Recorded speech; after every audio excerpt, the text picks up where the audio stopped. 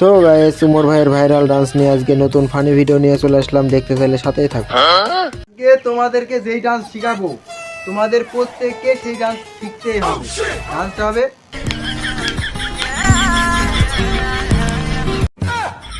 এটা আবার কেমন ডান্স হলো?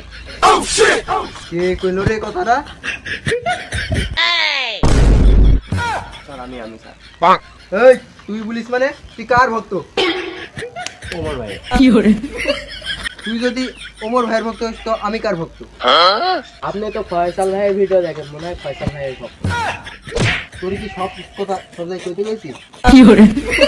না, কথা হইছে যে তুই যদি ওমর ভাইয়ের ভক্তই হইতি তাহলে আমি যে হিজড়া ডান্সটা দিলাম এটা তো তুই ঠিকই ধরতে পারছিস। স্যার ডান্স তো দেখা যায় আর করা যায়, ধরা তো যায় না। এই মাসের বেতনটা কিন্তু এখনো দিইনি, কথা ভাইবে চিন্তা করিস। কোন মাসেরই বা ঠিকঠাক বেতন দিল?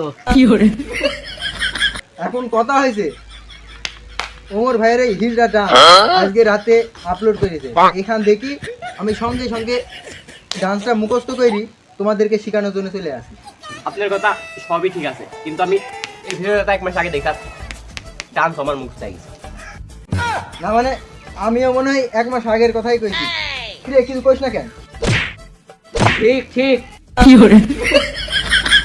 কথা সবারই ঠিক আছে, কথা হয়েছে যে কে যেন বললো ডান্স নাকি ওর শেখা হয়ে গেছে, কে বললো?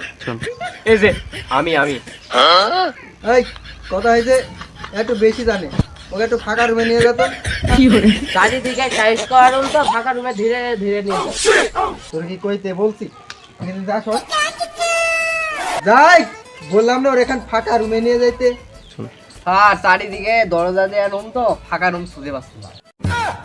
আর এদিকে দরজা দেওয়া রুম না থাক, তুই এখন আলাদা রুমে নিয়ে যা না। স্যার কথা হচ্ছে যে আমি তো ছেলে, মেয়ে তো না, আলাদা রুমে নিয়ে দেখ কি করবে? এই আমি জানি কি মেয়ে না ছেলে। এই ভক্তকে নিয়ে যা, আলাদা রুমে নিয়ে যা। কি ফাঁকা রুমে নিয়ে গেল নাকি? স্যার আজকে রাতে আমার বউ বাসায় ছিল না, ফাঁকা রুমে আমিই যাই। তোর বোনাই ভালো কথা, তোকে মেয়ে না ছেলে। এই